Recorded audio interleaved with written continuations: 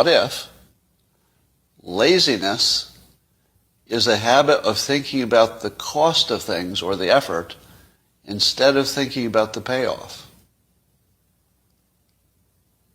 I'm going to say it again to get a few more heads to explode.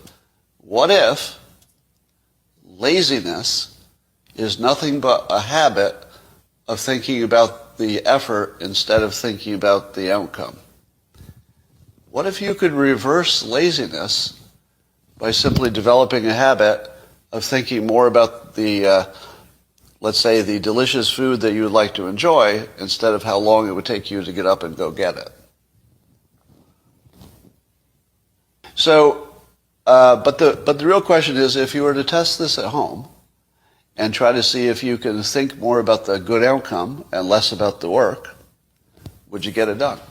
Why is it that people have a second child? You know, why does a woman who goes through this awful, awful childbirth have a second child? Don't they always say the same thing? If I remembered how bad this was, I wouldn't do it again. Right?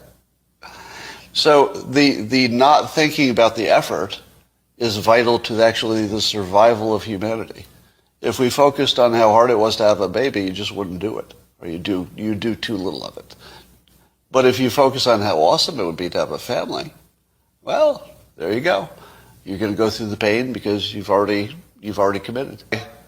Am I ambitious, or do I simply have a thinking habit which produces dopamine because I'm thinking about the positive outcome? And is the dopamine the thing that gets me up and moving? And when you're observing me, you say, how the hell do you get so much done? Right? And how do I do it?